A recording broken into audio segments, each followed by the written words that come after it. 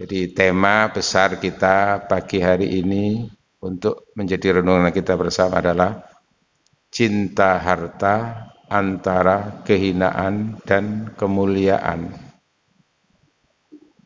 Oke? Cinta harta, antara kehinaan dan kemuliaan.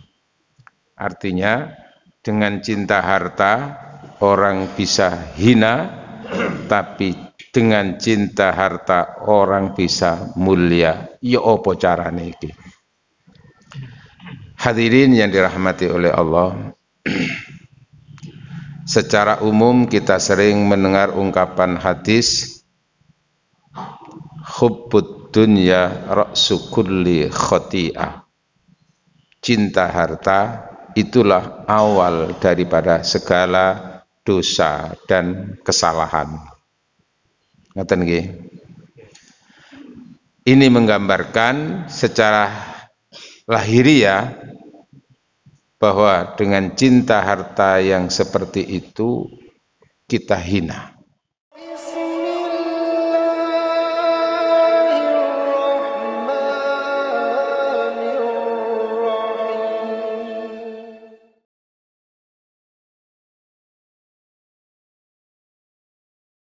Assalamualaikum warahmatullahi wabarakatuh. Waalaikumsalam.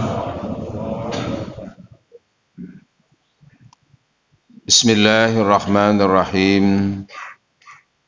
Alhamdulillahi rabbil alamin.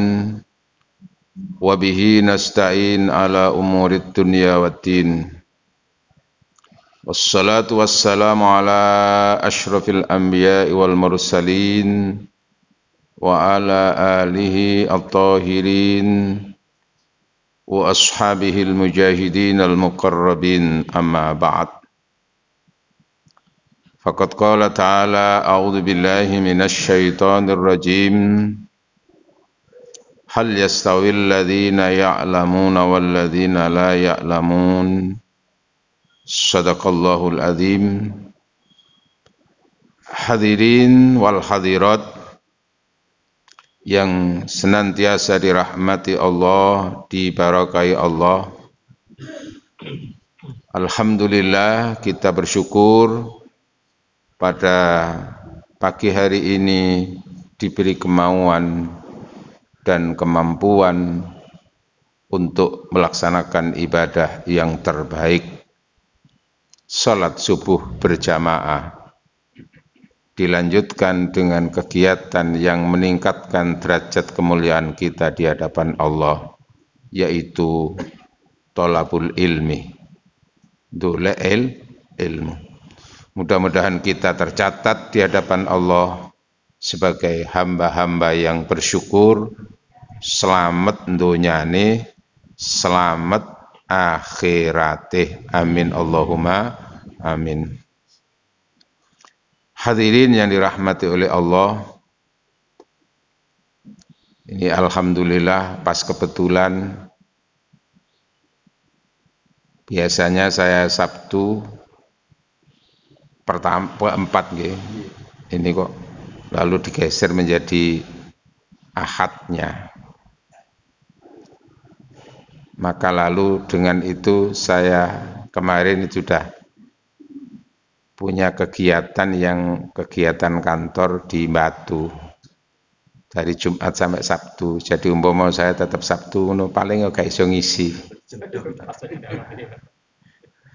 Maka ketika digeser akhirnya hari Ahad ini saya bisa berkesempatan untuk bertemu lagi dengan Bapak Ibu sekalian yang dirahmati Allah. Bapak Ibu sekalian, calon-calon penduduk surga ini. Amin Allahumma amin. Nggih, jenengan calon, Pak nggih? Ingin jadi apa calon? Kalau jadi berarti siap duluan. Saya calon dulu nggih. Nggih, saya calon nanti. Tapi kalau jadi kan sudah harus ke sana. Jamaah yang dirahmati oleh Allah. Jadi tema besar kita pagi hari ini untuk menjadi renungan kita bersama adalah cinta harta antara kehinaan dan kemuliaan. Oke. Cinta harta, antara kehinaan dan kemuliaan. Artinya dengan cinta harta orang bisa hina, tapi dengan cinta harta orang bisa mulia. Ya apa carane iki? Hadirin yang dirahmati oleh Allah, secara umum kita sering mendengar ungkapan hadis hubbud dunya ra'su kulli khati'ah. Cinta harta itulah awal daripada segala dosa dan kesalahan. Ngoten nggih. Ini menggambarkan secara lahiriah bahwa dengan cinta harta yang seperti itu kita hina. Cinta harta yang menyebabkan orang itu hina adalah apabila karena cinta terhadap harta, lalu untuk memperoleh harta itu tidak peduli lagi dengan urusan halal haram, tidak peduli dengan hukum-hukum Allah, mana benar, mana salah.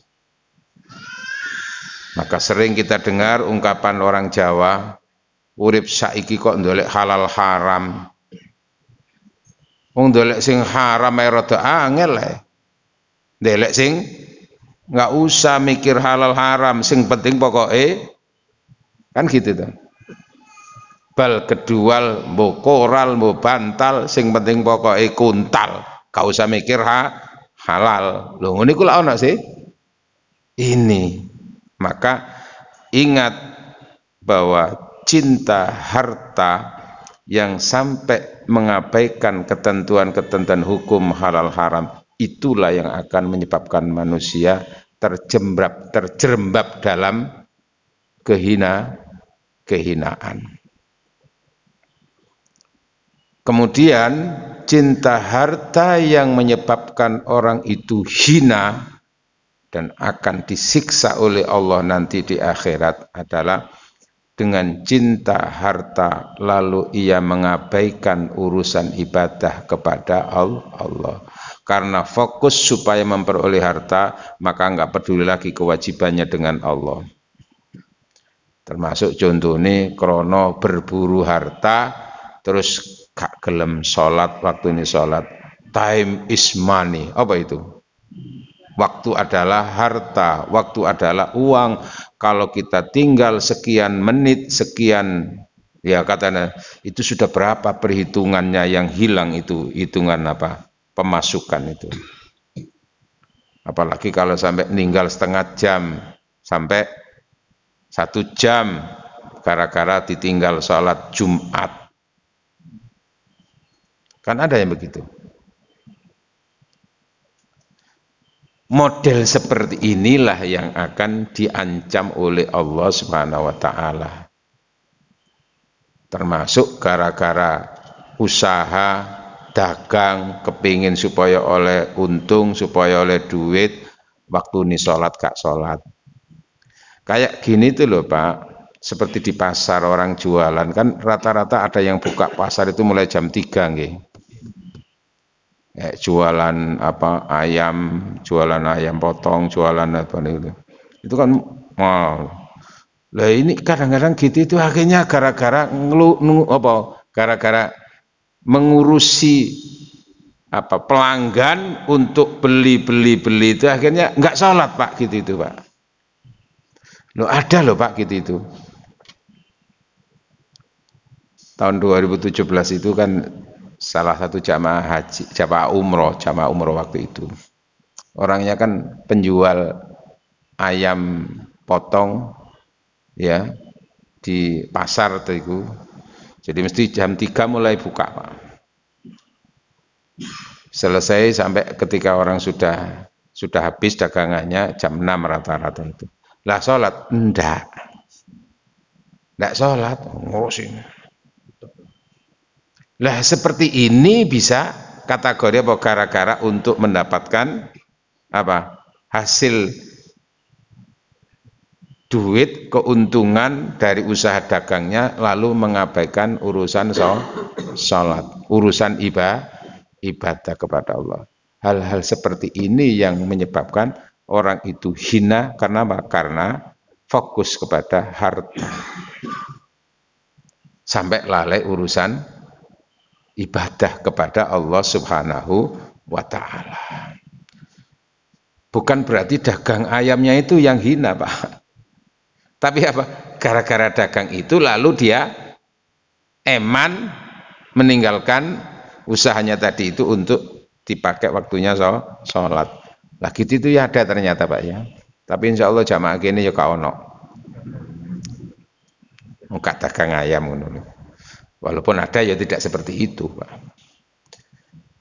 Karena itu di surat At-Takatsur, jenengan hafal ya At-Takatsur nggih?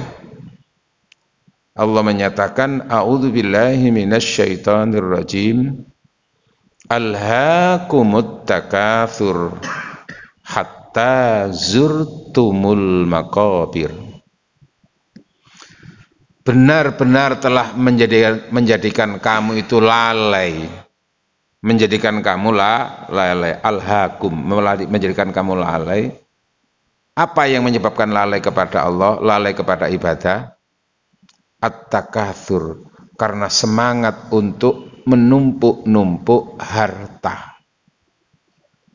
Dihitung perhitungan ini ditinggal setengah menit, 2 menit sudah piro pemasukan yang hilang ini. Gitu kan, Pak?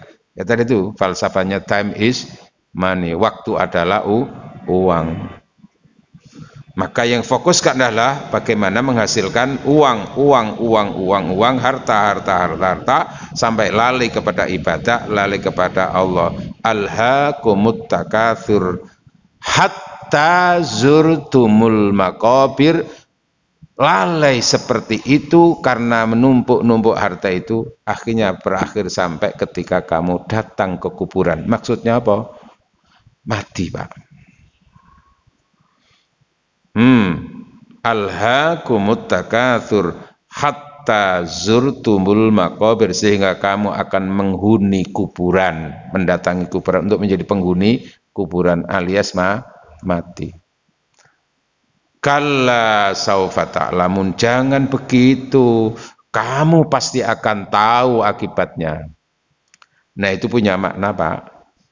Orang mati itu berarti nggak mati, Pak, sebetulnya. Understand? Di situ pasti tahu apa dosa yang dilakukan, ya kan? Gara-gara fokus kepada harta, melalaikan ibadah, melalaikan Allah. Di situ kamu akan tahu akibatnya. Kenapa? Karena saat itulah Allah membuka dosa-dosa, membuka amal ibadah yang baik-baik itu. Diperlihatkan oleh Allah. Alhaakumut takatsur hatta zurtumul maqabir, sehingga kamu datang ke kubur. Kalla, jangan begitu. Saufa ta'lamun, tsumma kalla saufa. Kamu akan betul-betul tahu, akan merasakan. Di surat yang lain, proses manusia betul-betul menyadari dan mengakui akan kekeliruannya itu ya ketika nazak itu sudah, Pak. Jangan ingat ceritanya Fir'aun, Pak. Ceritanya Qarun bagaimana? Nah, di surat Qaf ayat 22 Allah menyatakan a'udzubillahi minasyaitonirrajim. Surat Qaf ayat 22 dinyatakan walaqad kunta fi ghaflatin min hadza. Sungguh kamu benar-benar abai urusan akhirat, urusan hidup sesudah mati, kamu abai terhadap urusan-urusan ibadah dengan Allah. Oke. Atau kamu benar-benar lalai terhadap kehidupan setelah mati. Walaqad kunta fi ghaflatin min hadza fakashafna, maka saat kematian itu sudah kasyafa. Kasyafa itu apa? Disingkap, dibuka rahasia kehidupan alam gaib, rahasia kematian itu. Fakasyafna angka dari dirimu ghita'aka, tutup yang selama ini menyebabkan kamu tidak peduli, tidak melihat, tidak tahu menau itu. Fabasarukal yauma hadid, maka pandanganmu saat itu hadidun, sangat-sangat terang, sangat-sangat tajam. Cara wong Jawa iku ketok padang jinglang, ketok weleh. Di situ maka muncul penyesalan di situ. Seperti Fir'aun ketika itu kan, ketika nazakkan amantu bi Rabbi Musa wa Harun, aku beriman kepada Tuhannya Musa dan Harun.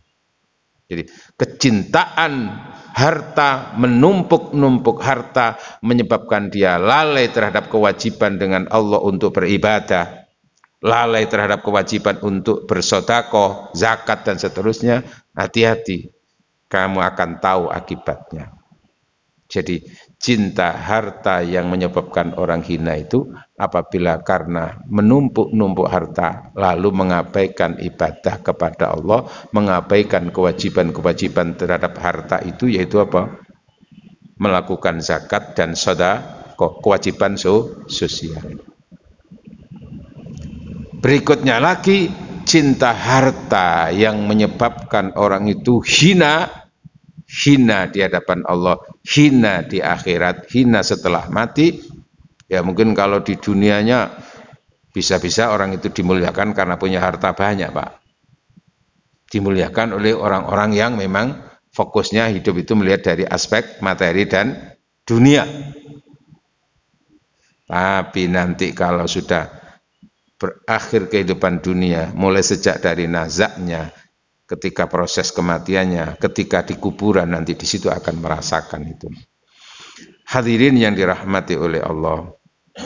Kemudian di surat At-Taubah ayat surat At-Taubah ayat 34, ayat 24, Pak. KCE 24 sampai 34. Tapi KCE 10 dan sijian, Pak ya.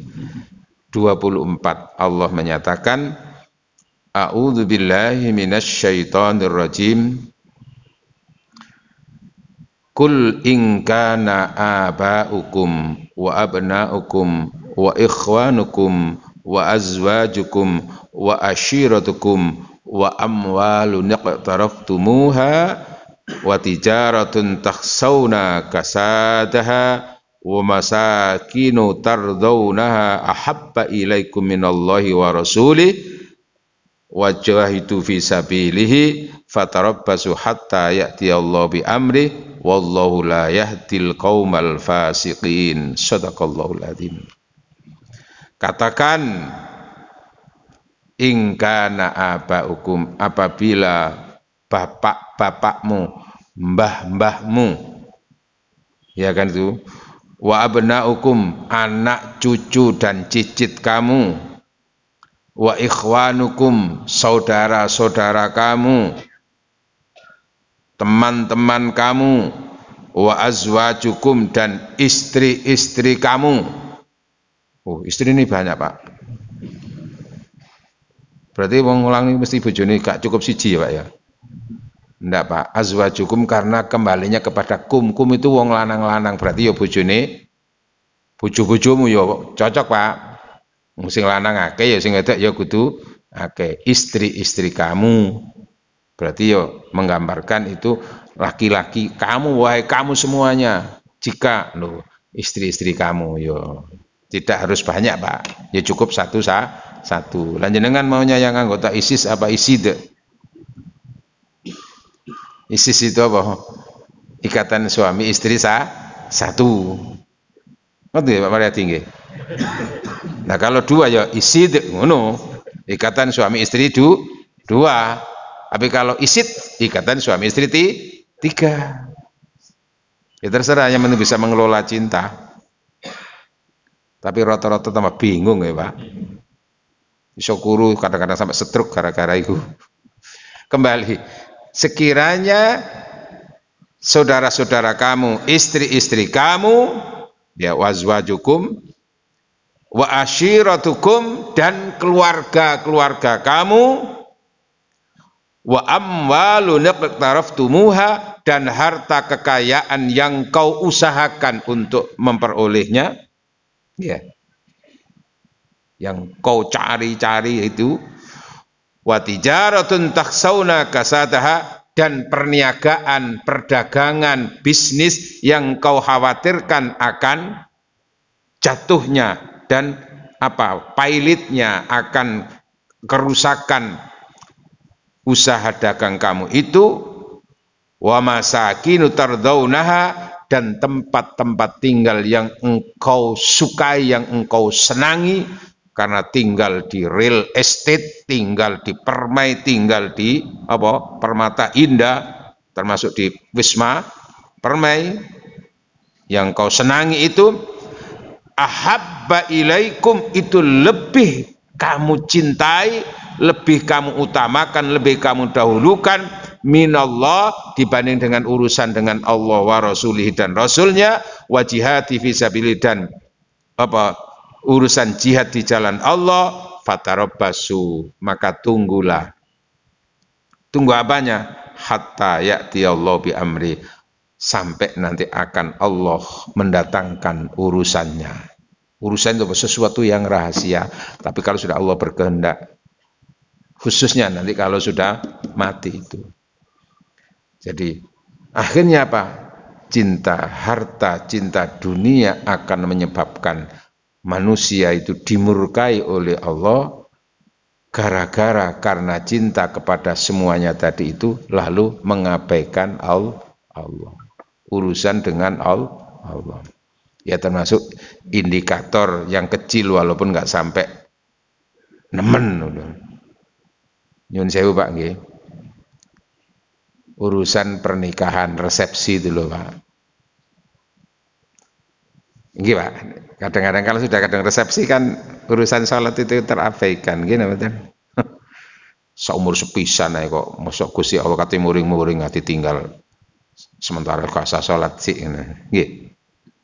Gini betul. Itu tapi nggak ada jamaah sini yang gitu itu. Itu contoh Pak. Maka kalau tetap orang itu bagian daripada anugerah Allah dalam berumah tangga, itu tetap ketika itu dia tidak akan pernah melupakan Allah. Ya Allah, aku bertemu jodoh, aku menikah, aku bisa respect, itu semuanya karena rezeki dari Allah. Masa gara-gara aku seperti ini lalu melupakan sholatku? Maka dia memformat bagaimana mengatur waktu untuk ketika melaksanakan acara-acara seperti itu tidak sampai mengabaikan urusan sholat. Terus sama sing rodok rawan iku wong wedok Pak.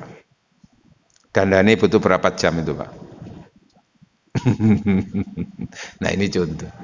Kul ingkana abaukum, katakan ketika bapak-bapak kamu, wa benaukum, dan anak-anak kamu semuanya tadi itu, yaitu sampai mengabaikan, mengalahkan urusan-urusan Allah dengan Rasulnya dan terkalahkan itu.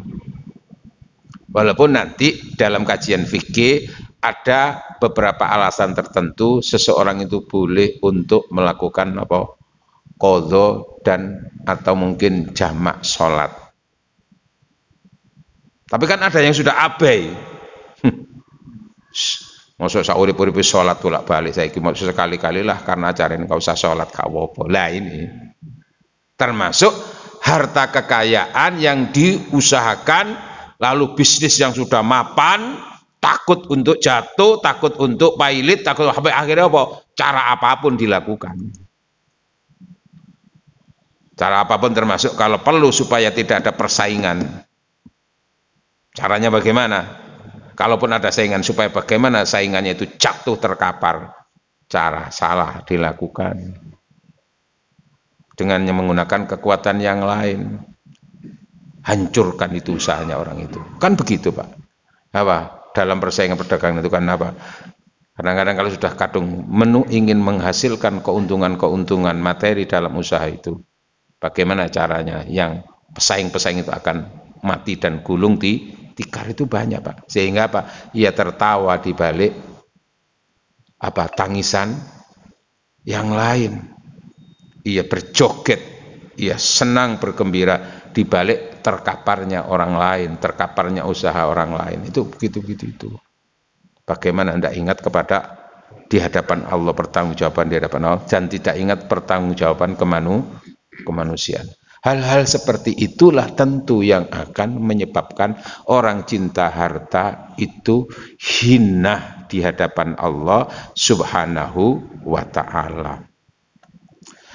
Tetapi bagaimana kita ini cinta harta tapi bisa mulia? Jamaah yang dirahmati oleh Allah,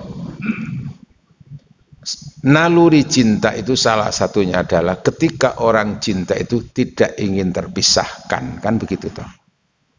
Tidak ingin terpisahkan kapanpun. Kalau orang cinta harta dunia semata-mata untuk dunia, maka ia pun ketakutan kehilangan harta itu.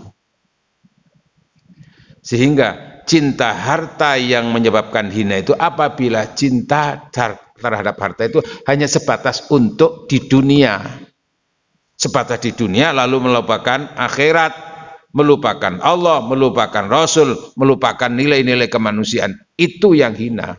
Cinta seperti itu yang menyebabkan hina. Hanya supaya tidak terpisah. Contohnya ya karena apa? Karena cinta harta semata-mata dari sisi aspek dunia, ya termasuk gak gelem berpisah dengan hartanya itu apa? Konsodako ya eman gak gelem. Kenapa? Karena merasa kehilangan nanti itu. Sodako barang, gitu betul. Nah ya itu karena cinta dunia semata-mata tadi, takut kehilangan itu. Sodako barang, kurban barang, opoh kunus. Nyambet gawe nyungsang jempale kok dikekno wong dikekno lho ya. Itu berarti cinta yang semu. Cinta yang semu. Tapi kita cinta harta yang akan mulia itu adalah cinta yang hakiki. Artinya harta benda yang kita miliki itu tidak sampai ingin terpisahkan kapanpun, ketika di dunia, ketika sampai di akhirat. Maka caranya bagaimana? Harta yang kita miliki itu untuk sementara waktu di dunia kita pisahkan dengan diri kita sedekahkan, kita infakkan. Kenapa? Karena itu supaya nanti tidak berakhir hanya di dunia, tapi ketemu nanti setelah mati.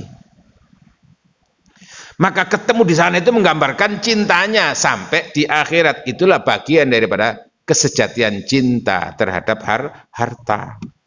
Artinya harta yang ia miliki itu tidak ingin terpisahkan sampai kapanpun, sampai di akhirat. Nanti di akhirat ketemu itu. Tapi kalau cintanya harta itu sebatas di dunia ini, ya setelah mati nggak ketemu, bahkan bisa menjadi beban. Bahkan bisa menjadi apa? Penyebab ia disiksa oleh Allah, bahkan disiksa karena harta. Yaitu apa? Orang-orang yang di dunianya sudah punya harta banyak dan ada kewajiban untuk berzakat fitrah dan zakat mal, tapi tidak peduli dengan semuanya itu. Walladzina yaknizuna dzaba wal fiddata wa la yunfikuna fi sabili. Mereka-mereka yang menumpuk-numpuk harta lalu dia tidak pernah mau menafkahkan di jalan Allah atau untuk di jalan sedekahkan, kewajiban apa? Maka harta kekayaan itu akan dijadikan oleh Allah menjadi apa? Setrika. Oh, setrika itu. Fatukwa bihajibahum wajunu. Maka dengan harta yang ia tumbuk-tumbuk yang mestinya disedekahkan nggak pernah disedekahkan, dizakatkan nggak pernah dizakatkan, itu dijadikan oleh Allah setrika. Lah besarnya kayak apa setrika? Ya tergantung semestinya kewajiban yang dilakukan nggak dilakukan itu. Mestinya zakat malnya itu paling tidak ukurannya setiap tahunnya itu 10 juta, tapi nggak dilakukan. Atau yang mungkin yang mestinya harta kekayaannya zakat malnya mestinya 5 juta nggak dilakukan. Mestinya 2,5 juta karena umpamanya ngukurnya hartanya itu 100 juta. Lalu kan minimal zakat malnya kan 2,5%-nya, berarti 2,5 juta. Yo gak dilakukan. Maka besar kecilnya setrika ya tergantung apanya, Pak. Harta yang tidak dizakatkan tadi itu. Fatuk wabia, maka dijadikan oleh Allah setrika, alat untuk mensetrika punggungnya. Nggih, punggung apa geger ya?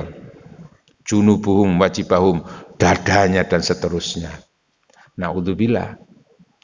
Tapi ketika orang itu karena cinta terhadap hartanya, lalu harta itu untuk ketemu nanti setelah mati, itu yang akan menyebabkan dia mulia di hadapan Allah Subhanahu wa ta'ala. Secara umum di surat Al-Qasas ayat 77, Pak, Allah menyatakan, a'udzubillahi minasyaitonir rajim, wabtaghi fima atakallahu daral akhirata wala tansa nasibaka minad dunya wa ahsin kama ahsanallahu ilaik wala tabghil fasada innallaha la yuhibbul mufsidin.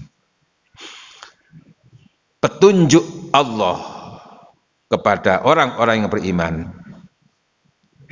Wabtaghi fima atakallahu dara, apapun yang sudah dianugerahkan oleh Allah kepadamu, termasuk harta.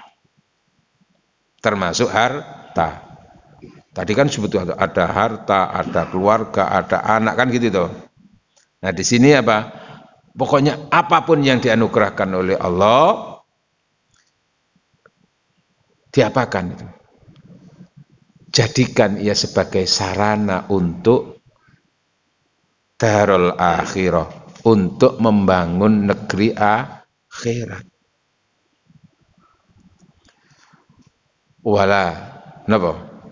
Wala tansa nasibaka, tapi juga jangan lupakan urusan bagian di dunia, karena kamu di dunia ya mesti ada kebutuhan di dunia, tapi kebutuhan di dunia terpenuhi dalam rangka untuk ke sana. Kebutuhan makan, kebutuhan sandang, pangan, itu penting juga itu. Sebagai apa? Jembatan untuk ke sana. Wala tansa nasibaka, bagian kamu di dunia silahkan. Wa ahsin, dan berbuatlah yang terbaik. Itu contoh kan begini, Pak. Wala tansa nasibaka, jangan lupakan kebahagiaan kamu di dunia itu gini. Seperti ada seorang kiai itu perintah kepada santrinya. Cung apa? Le, tolong iki aku ono duit 300.000, kon nang pasar yo tukokno kipas angin. Tapi yo engko nek kon butuh kendaraan yo njukuk ono kono, butuh makan yo njukuk ono kono kon. Itu kan bagian daripada kebutuhan perjalanan tadi itu. Nggih, Yai. Jalan nang pasar, nyampe di sana yang dipikir bukan kipas angin, tapi mangan ndok endi. Yo, numpak taksi apa Grab. Delek mangan sih sing enak-enak. Wong kon mau jejerene kon mangan mongko ya. Mangan.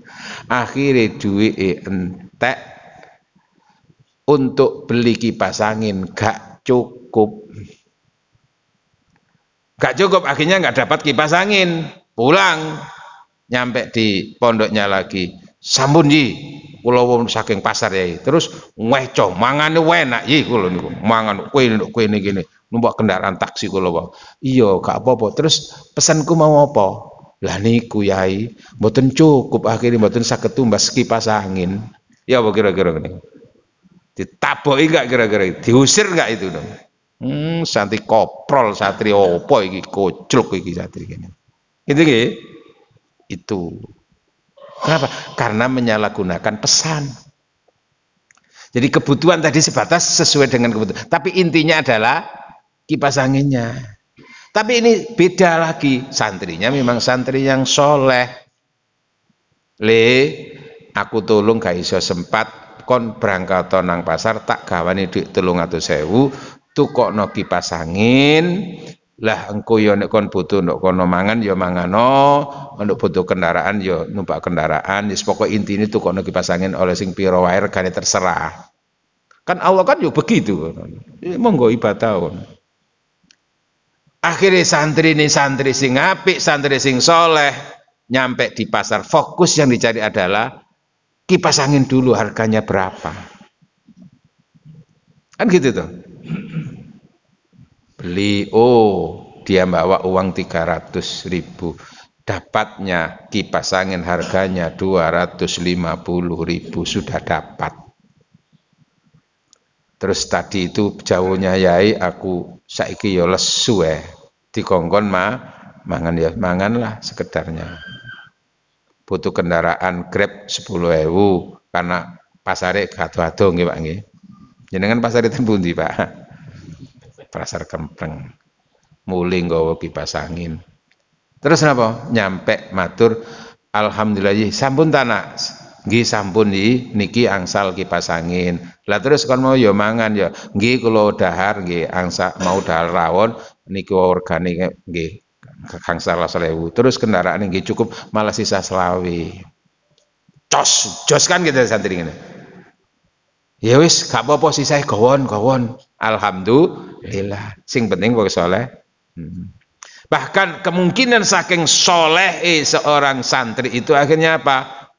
Wis oleh kipas angin, lihat kok kon mau yo mangan, boten pun boten wong kula tasik warek kok boten butuh niku wau kula. Lah terus ngisi saya utuh. Kula wame nggo sepeda pancal mawon kok boten butuh bensin, boten butuh kendaraan. Lah gak lesu kon boten. Lah terus sisa apa? Gini kita tetep utuh 250 niki regane, terus niki sisa apa? Kang 100 ya wis sisa 50 kula wangsulaken jenengan lho gak usah nak wis alhamdulillah apik to ngene iki tapi mantu kon iki ngono barokah ngono cara umpama santri ngoten nggih ya alhamdulillah kan ya akeh ngene kadang-kadang santri corona apa dipek mantu artinya apa disitulah gambaran kamu silakan fokuskan tujuannya kamu saya kasih itu untuk kesana membangun akhirat tanpa harus melupakan urusan di dunia kamu. Silakan sesuai dengan kadar kebutuhan kamu. Intinya jangan sampai melupakan tugas utama itu. Wabtaghi fima atakallah. Nah, salah satu anugerah Allah itu adalah harta. Dari yang diusahakan lalu punya harta. Harta ini untuk kesana. Ini dalam rangka apa? Membangun cinta sampai di akhirat. Harta yang disotakokan, harta yang dipergunakan fisabilillah. Itulah hakikat cinta harta. Artinya apa? Cinta yang tidak akan terputus, yaitu apa? Cinta sejati akan dipertemukan nanti. Maka di sana jadi apa? Bangunan surga. Makanya contohnya man bana masjidan banallahu lahu baitan fil jannah. Barang siapa yang membangun masjid itu apa? Ngedek notok ngene Pak. Ngangkat-ngangkati ngono ta maksudnya. Maksudnya apa? Ya bondo. Berarti apa? Sedekah fi sabilillah sehingga tercipta bangunan masjid. Sotakonya ini sekian juta itu membangun masjid. Aku yang bangun masjid apa? Lah aku ben ngedekno cagake. Ya itu berarti apa? Membangun dari aspek jasa. Nggih ndak apa-apa. Di sini loh Pak, itulah hakikat cinta sejati yang akan menjadikan orang mulia. Kenapa? Karena nanti ketemunya di sana. Sehingga Allah memberikan gambaran tentang pahala orang-orang yang menjadikan hartanya sebagai sarana untuk akhirat, sarana untuk surga. Allah memberikan gambarannya itu di surat kita waca nggih Pak nggih. A'udzu billahi minasyaitonir rajim. Wa mathalul ladzina yunfikuna amwalahum fi sabilillah kamatsali habbah. Surat Al-Baqarah ayat 261.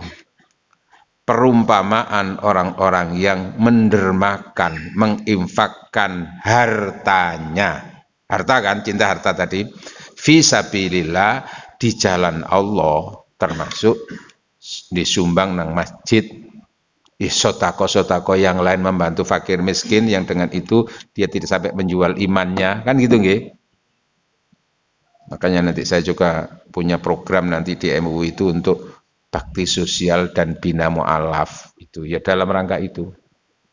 Karena mereka itu digelontor terus oleh orang-orang yang non muslim untuk bagaimana mereka dikafirkan itu. Nah, itu termasuk sabilillah, sedekah supaya orang itu tidak mencuri, tidak, dan semuanya ya sabilillah semuanya itu. Utamanya termasuk bangun rumah Allah.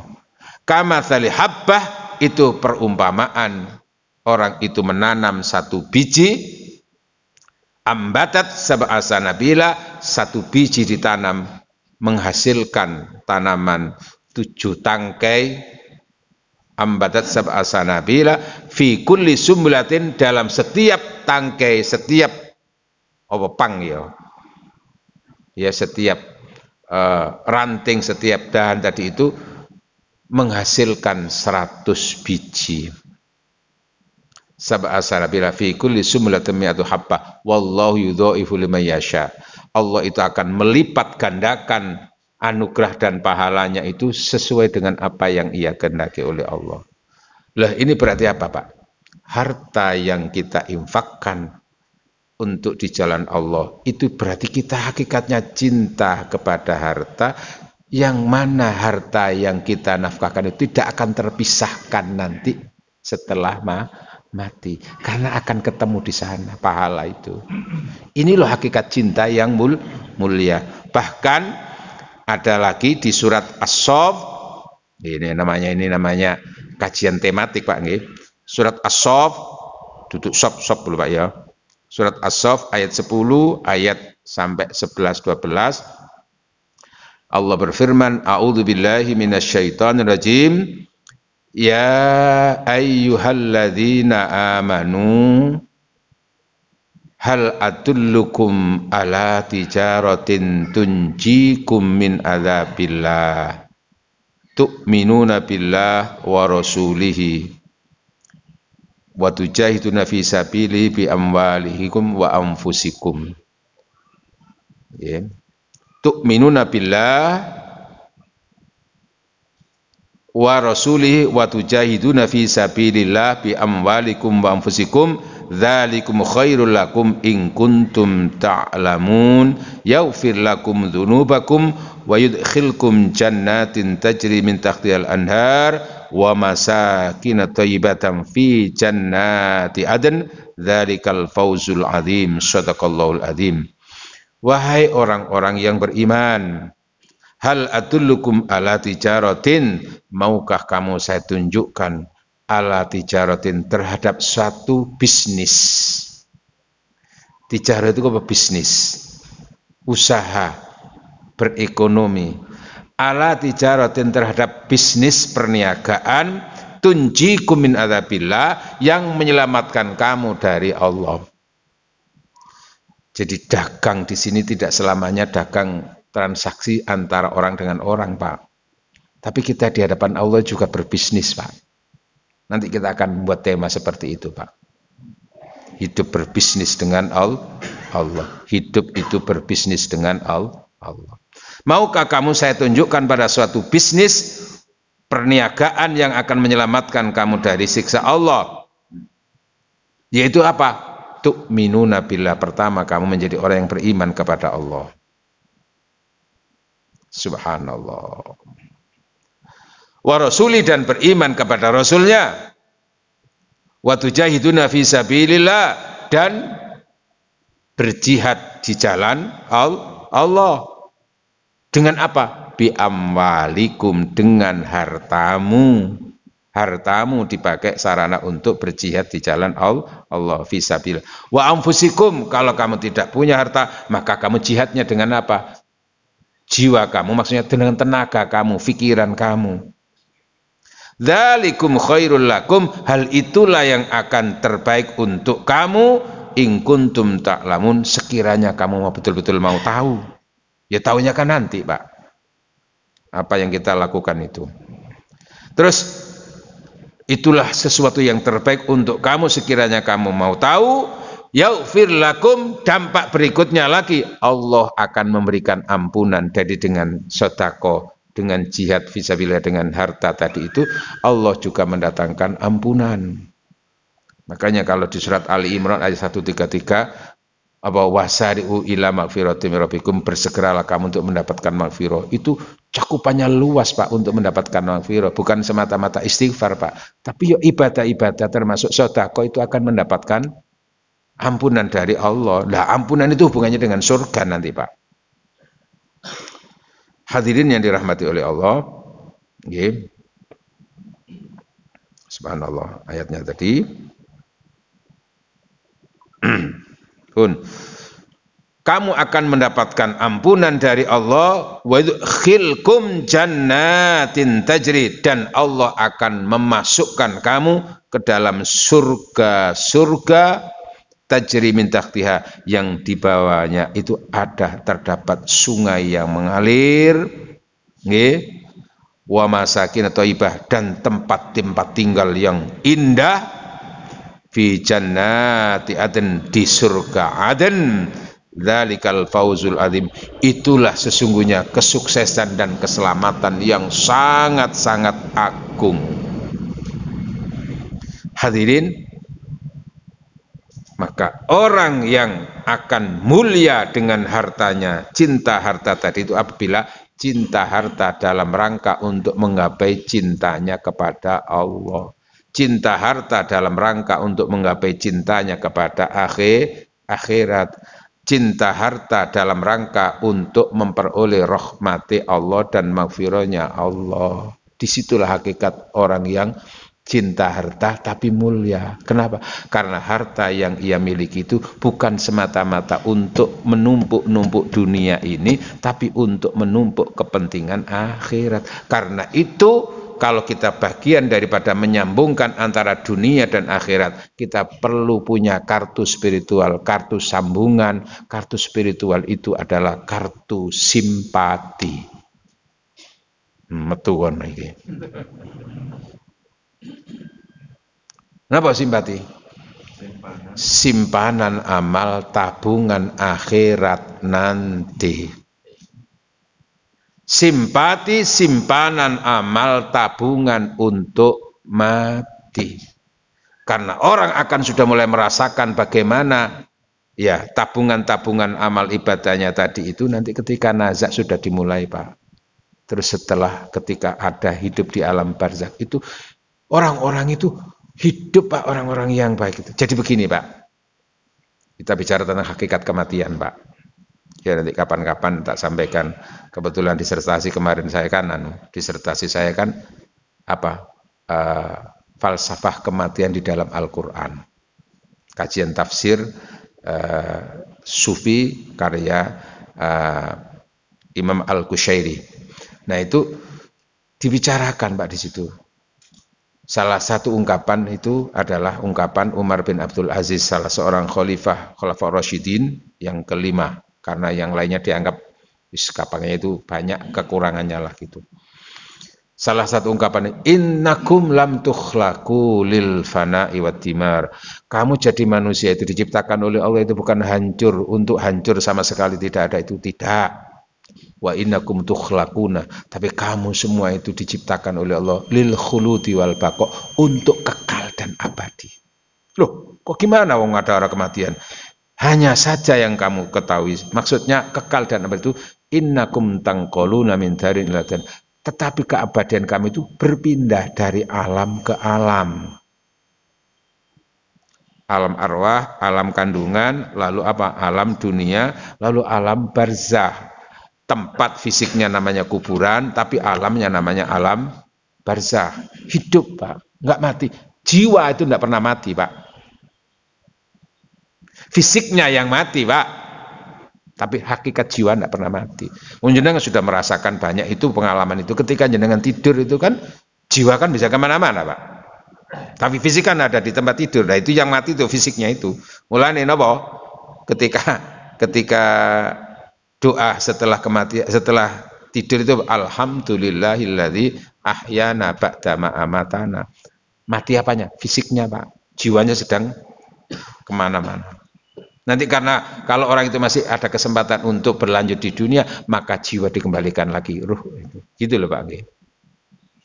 Nah, di situ merasakan sudah itu nanti. Maka orang-orang yang cukup bekalnya simpatinya tadi itu, ya di situ dia memperoleh hasil. Salatnya, puasanya, maca Qur'annya menjadi teman, Pak, di alam barzakh itu. Termasuk nanti orang itu dilapangkan kuburannya. Kan salah satu doa mudah-mudahan dilapangkan dan diluaskan kuburannya. Bukan berarti lalu fisik kuburannya itu membegah ini, Mbak. Enggak, bukan. Tapi apanya? Jiwanya yang di situ itu lo merasakan seperti alam itu bebas, luas. Karena mendapatkan tempat di sisi Allah. Contohnya ya ketika jenengan tidur, Pak, ukurannya nanti ketika tidur jenengan mimpi kan bukan fisiknya tidur itu, Pak, kamarnya itu. Jenengan tidurnya di atas galar, tapi lagi ngipi sedang dapat uang 2 miliar, guyang-guyu jenengan, Pak. Jiwa jenengan mimpi bertemu dengan orang yang cantik, wah, bermesraan di situ. Nggih, mboten. Seneng nggih? Guyang-guyu apa? Tiba mari ngurung apa celana basah. Ono mimpi basah. Fisiknya kan. Tapi ada orang itu yang kamarnya wah mewah, terus apa? Mentul-mentul, tapi mulak-malik apa? Ngipi dikejar-kejar buaya. Fisiknya, itu jiwanya, Pak, di situ itu, Pak. Jiwa itu tetap ada, Pak.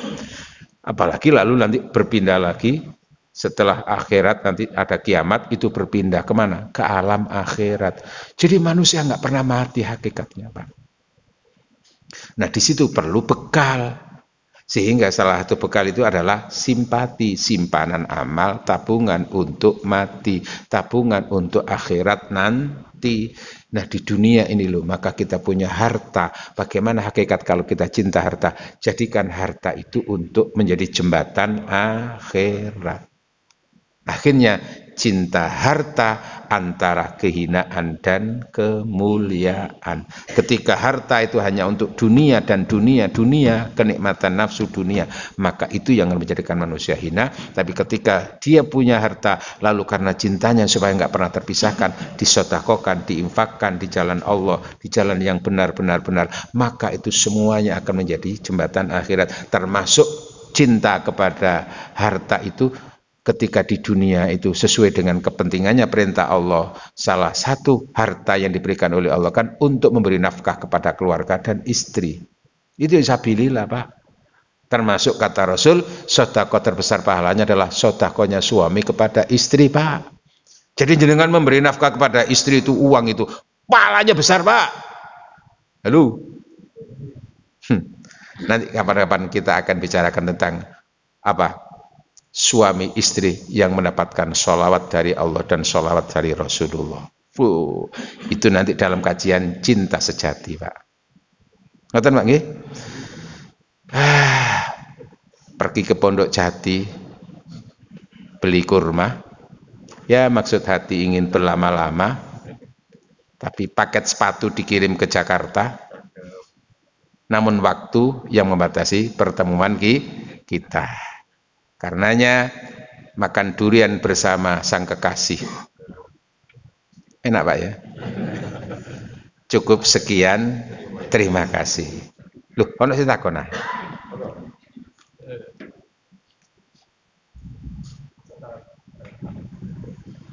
Tadi awal disampaikan bahwa orang yang bekerja atau berdagang di pasar dari mulai jam 3 sampai jam 6 meninggalkan sholat. Saya pernah mendengar sebuah sabda masyarakat dan fotografer kita. Apakah yang demikian itu dikatakan orang yang kafir yang kafir. Jadi kafir itu tingkatannya macam-macam, Pak. Ada kafir yang paling tertinggi itu kafir iman, kafir kepada Allah, tidak mengimani Allah. Tapi ada tingkatan kafir ibadah. Artinya tahu bahwa itu wajib, tapi dia tidak melakukan, berarti mengkufuri kewajibannya sholat itu. Ada kufur nikmat, Pak. Dikai nikmat, tapi koyo-koyo nikmat itu gak teko Gusti Allah.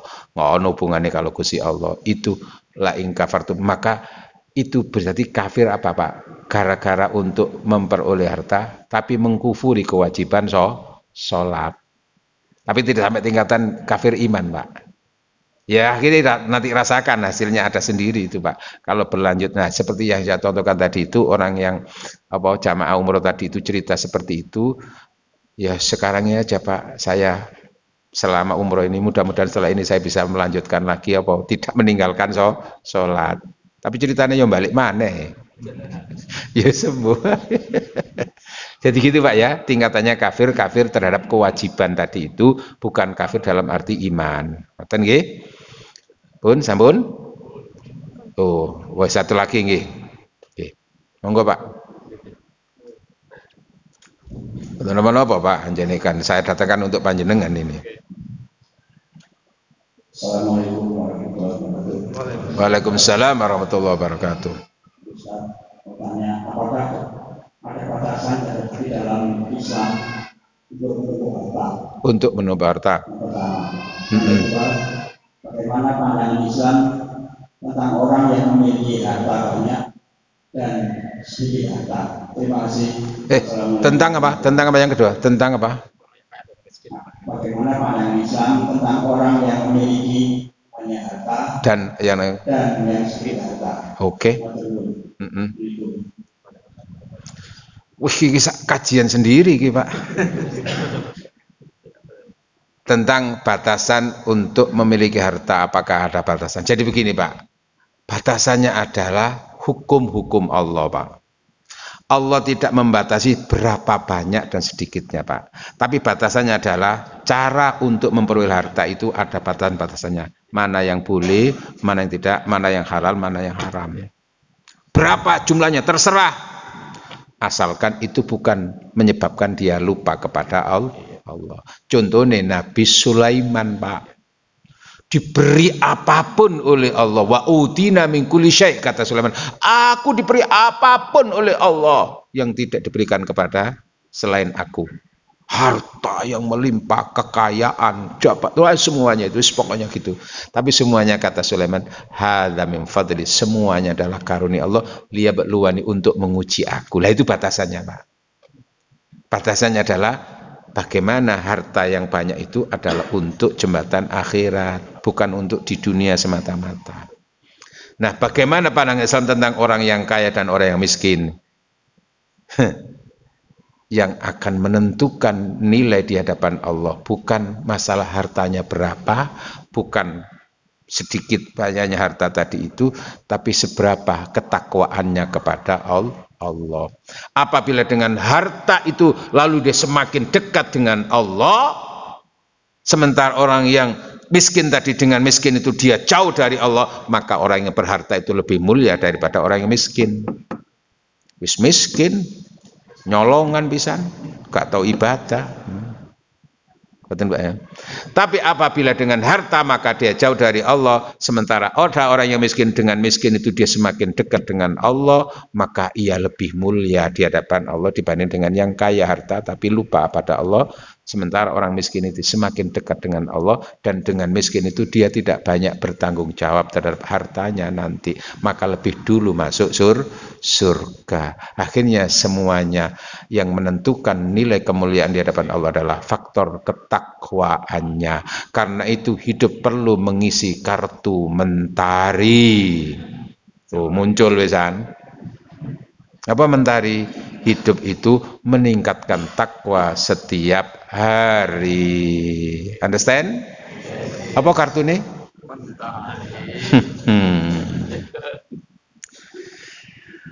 Mugi-mugi manfaat barokah nggih. Insyaallah. Makan durian bersama sang kekasih. Cukup sekian, terima kasih. Bersama loh, sik ono maneh. Ya wis gak apa-apa, ke akhirat kok. Monggo Pak. Wah, semangat ini. STMJ yang tanya ini. Apa STMJ, Pak? Setengah tua makin jos. Ini kesan kodokso apa? Oh, nggih. Ya, kalau sahabat atau berpergian itu minimum berapa kilo dan maksimal berapa kilo? Sekian, terima kasih. Jadi begini, Pak. Ketika di dalam bepergian, ya, syariatnya itu bukan qadha, Pak, tapi jamak, Pak. Jamak. Nah, makanya ada jamak takdim, ada jamak takhir. Lah qadha itu juga bisa dimungkinkan tidak hanya berkaitan dengan bepergian. Mungkin bisa juga qadha itu bepergian yang sebetulnya bukan untuk jarak tempuh apa itu bisa jamak itu, tapi karena macet total terus tidak ada musola, itu bisa nanti sholat pertama itu hormatil waktu lalu nanti di qadha. Termasuk karena ketiduran itu bisa qadha, Pak. Ketiduran, Pak. Seperti sholat subuh, karena tadi dari luar kota, datangnya jam 2, terus langsung dia istirahat, ya niatnya maunya sholat subuh. Ternyata jam 6 saya tangi. Subhanallah, aku mau kebablasan. Itu bisa qadha. Jadi dibedakan, Pak, antara qadha dengan jamak, Pak. Nah, perkara nanti jarak tempuhnya, itu di dalam pandangan ulama, macam-macam, Pak. Ada kalau ulama dohiri itu bos pokoknya melaku. Safar kemana wis jamak sampai nang kini nang Sidoarjo. Oh, itu ya terlalu anu lah, Pak. Harus mengacu kepada Rasulullah. Sementara ada yang membatasi perjalanan itu paling enggak jarak tempuhnya 34. Ya, seperti Imam Abu Hanifah itu seperti. Tapi ada yang membatasi apa? Seperti Imam Asy-Syafi'i, itu diterjemahkan secara Indonesia itu paling enggak 81 kilo perjalanan. Seperti itu, Pak, jarak tempuhnya itu. Oke. Jadi terserah maunya jenengan yang mana, lebih hati-hati tentu lebih selamat begitu. Itu namanya jamak, Pak, bukan qadha. Ngoten, Pak, nggih? Paling seringane jenengan ten perjalanan, Pak, jenengan. Berarti termasuk jenengan laki-laki jarum super nggih. Jarum super, jarang di rumah, suka pergi. Kalau saya di SPL, Pak, datang sebentar pergi lagi. Kalau beliau termasuk ini, Pak, PJKA beliau ini. Apa, Pak? Pulang Jumat kembali Ahad sore, atau PJKS pulang Jumat kembali Senin pagi, ya. Alhamdulillah. Pun muka-muka manfaat barokah. Al-Fatihah. A'udzu billahi minasyaitonir rajim. Bismillahirrahmanirrahim. Alhamdulillahirabbil alamin arrahmanir rahim maliki yaumiddin. Iyyaka na'budu wa iyyaka nasta'in ihdinas siratal mustaqim siratal ladzina an'amta 'alaihim ghairil maghdubi 'alaihim waladdallin. Alhamdulillah hamdan yu'afina wa yukafi mazida. Ya Rabbana lakal hamdu kama yanbaghi li jalali wajhikal karimi wa 'azimi sultanik. Allahumma shalli wa sallim ala sayyidina Muhammad. Alhamdulillahil alamin. Allahumma anfa'na bima 'allamtana wa 'allimna ma yanfa'una. Allahumma barik lana fi umrina. Allahumma barik lana fi ilmina, wa barik lana fi arzakina wa kasbina, wa barik lana fi dzurriyyatina wa usratina bi rahmatika ya arhamin. Rabbana ighfir lana wa liwalidina warhamhum kama rabbana shighara. Rabbana atmim lana nuran waghfir lana innaka ala kulli syai'in qadir. Rabbana atina fid dunya hasanah fil akhirati hasanah wa qina adzabannar. Wa sallallahu ala sayyidina Muhammad walhamdulillahi rabbil alamin. Subhanakallahumma wa bihamdika asyhadu an la ilaha illa anta astaghfiruka wa atubu ilaik. Wassalamualaikum warahmatullahi wabarakatuh.